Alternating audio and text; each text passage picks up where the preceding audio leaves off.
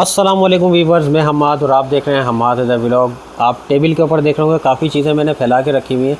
तो कुछ चीज़ें आप लोगों को दिखाना चाह रहा था, क्योंकि हम लोग जो काम कर रहे होते हैं उसकी नौइयत को दिखाना ज़रूरी है।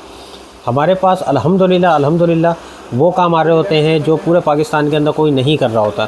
ख़ास तौर पे EFI मोटरसाइकिल्स की जो हार्डनेस है, यानी कि इसकी वायरिंग जो है, इसके ऊपर काम करने वाले हमारे पाकिस्तान के अंदर चंद एक बंदे, और उन चंद एक बंदों में से भी मैं ये कह सकता हूँ कि काफ़ी उन चंद एक बंदों में से हम लोगों से काम करवा के और वो अपने नाम से जो है वो अपनी काम दिखा रहे होते हैं। तो बहरहाल आज इस वीडियो को बनाने का पर्सपेक्टिव ये है कि आप लोग को अपने काम की नौइयत दिखाई जाए कि किस स्टेटस का हम लोग काम कर रहे हैं इस वक्त यहाँ पे।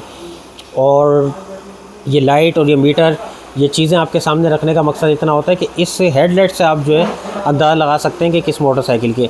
जो लोग नहीं अंदाज़ा लगा सकते उनके लिए मैं आसान कर दूँ, 2003, 4, 5, 6 तक की ये शेप आए CBR के अंदर, CBR 1000 और CBR 600 के अंदर।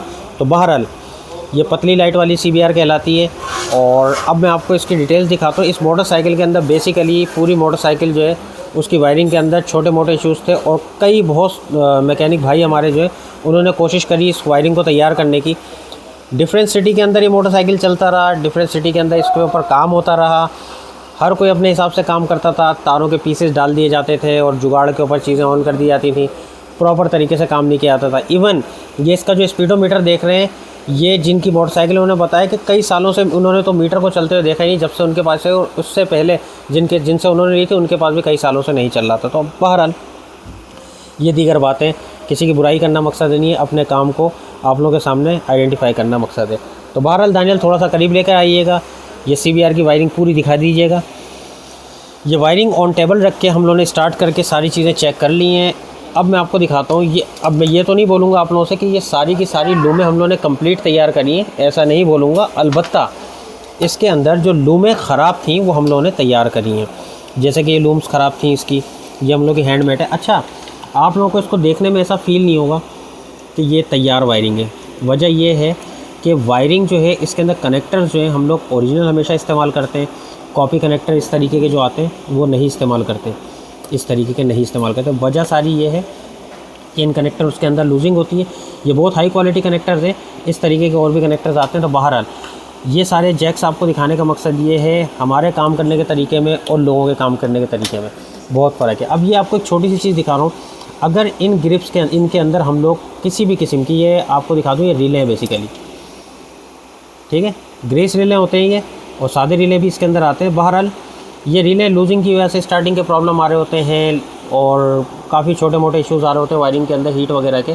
तो खैर अब आप इनको देख सकते हैं, ग्रिप टू ग्रिप लगे हुए, बहुत तसल्ली के साथ लगे हुए, ख़राब होने का कोई इनके या हिलने का कोई डर नहीं है। तो अब ये छोटी छोटी चीज़ें आपको दिखाने का मकसद पता है क्या होता है? आपका टाइम वेस्ट करना नहीं, आपको चीज़ें सिखाना और समझाना मेरा मकसद है। आप अब ये देखें, ये वायर्स आप जो देख रहे हैं, ये वायर्स तकरीबन 8 mm के तार हैं। इसी तरीके से बाकी तार जो है इसके अंदर वो बारीक इस्तेमाल किए गए। तो हम लोग, ऐसा नहीं है, ये सारे कनेक्टर्स मैं आपको दिखाता हूँ। ये एक एक सेंसर इस तरीके से लगा के दिखाइएगा दानियल। ये देखिए इंजेक्टर की वायरिंग है, तो ये टेस्ट करिए, बाकायदा इंजेक्टर लगा के, सेंसर लगा के टेस्ट की गई, ये सारी चीज़ें टेस्ट की गई हैं। इसी तरीके से इसके अंदर ये सारे आपको इंजेक्टर्स दिखा दूँ मैं, ये सारे इंजेक्टर्स हैं, इनके पल्स चेक किए गए, और उसके बाद इस वायरिंग के ऊपर OBD2 स्कैनर लगा के स्कैन किया गया कि वायरिंग के अंदर सारी जगहों के ऊपर सारी चीज़ें सप्लाई पूरी प्रॉपर मिल रही है या नहीं मिल रही इस मॉड्यूल के साथ। ये इसका ECM है। अब ECM से लेके ये कंप्लीट वायरिंग के अंदर हर एक चीज़ लगी हुई क्यों है, ये मैं आपको बताता हूँ। इसमें लगी हुई इसलिए है ये सारी की सारी चीज़ें कि जब हम लोगों ने इस मोटरसाइकिल की वायरिंग को ऑन किया, तो ऐसा नहीं है कि वायरिंग बनाई और तार जॉइंट करे और तारों के पीसेस जॉइंट करे और बना के तैयार करके जी किसी को भेज दी। ये वायरिंग आउट ऑफ सिटी से आई हुई है। ये हमारी रिस्पॉन्सिबिलिटी है कि जब हमारे गैराज से ये वायरिंग जाए तो वहाँ पे जाके खाली बोल्ट ऑन फिट करें और उनका मोटरसाइकिल स्टार्ट हो जाए। इस मोटरसाइकिल को स्टार्ट होने के बाद ही मतलब उनको तसल्ली होती है। अगर हम लोग ये सारी चीज़ें चेक नहीं करते और फिर उसके बाद पेमेंट होती, तो पेमेंट शेड्यूल भी इस तरह आसान हो जाते हैं और हम लोगों का काम करने का तरीका भी आप लोगों को पता चलता रहता है। तो बहरहाल ये सारी चीज़ें आपने देख ली, हेडलाइट देख ली। अब मैं आपको एक ऐसी चीज़ दिखाने वाला हूँ जो कि शायद व नादिर ही मेरे ख़्याल से पाकिस्तान में कोई इनको ये करके देता, जो हम लोगों ने, यानी हमारे गैराज के ऊपर हमारी टीम ने जो काम किया है। तो दानियल ज़रा सा करीब लेकर आइएगा।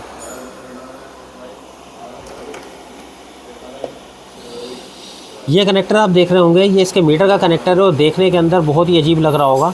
तो बहरहाल ये मीटर कभी भी ज़िंदगी के अंदर ऑन नहीं हुआ था जब से ये शायद पाकिस्तान में मोटरसाइकिल आया था। क्या सिलसिला था, या रीडिंग के लिए या कोई मामला थे इसके अंदर, या कोई ख़राबी थी।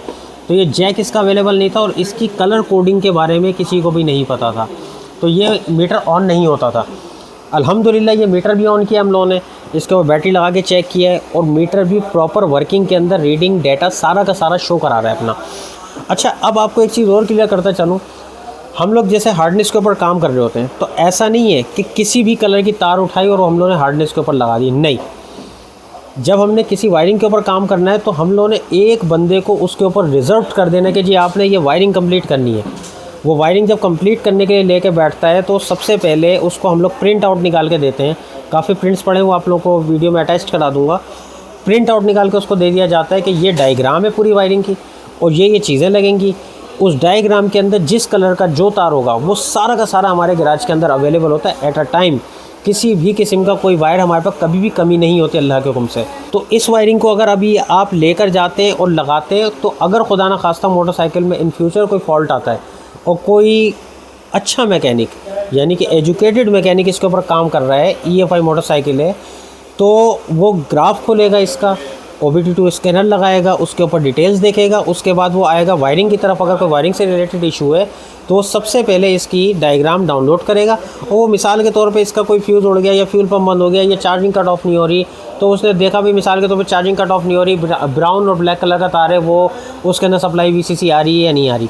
तो अगर ये कस्टमाइज़ की जाती तो उसके अंदर तारों का कोई मसला नहीं होता, कोई भी तार लगा दी और जान छोड़ा ली। लेकिन अगर चार्जिंग कट ऑफ के लिए ब्लैक एंड ब्राउन है तो वही तार इसके अंदर इस्तेमाल हुआ है। तो मतलब आप अगर एक ग्राफ लेंगे पूरा का पूरा, इसकी डायग्राम लेंगे और उससे मैच करेंगे तो ये वायरिंग 110% जैसी कंपनी से निकल के आई थी एज इट इज़ वही चीज़ होगी। हाँ, इसको बनाने के अंदर तकरीबन कोई 15 दिन लगे। इसका वज़न अप्रॉक्सीमेटली 10 से 12 kg है और इसके अंदर अच्छा खासा दिमाग खर्च होता है। कनेक्टर्स इसके अरेंज करना बहुत मुश्किल होता है। पुराने वायरिंग्स में से कनेक्टर लिए जाते हैं, जिस शेप का कनेक्टर चाहिए उस शेप का कनेक्टर रिपिनिंग की जाती है उनकी, और उनके अंदर ब्रास के कनेक्टर्स बना के लगाए जाते हैं, तरीके से फिट किया जाता है। उनकी स्लीपिंग अच्छी से अच्छी होनी चाहिए, वाटर प्रूफिंग का ख्याल किया जाता है, ये सारी चीज़ें करी जा रही होती हैं।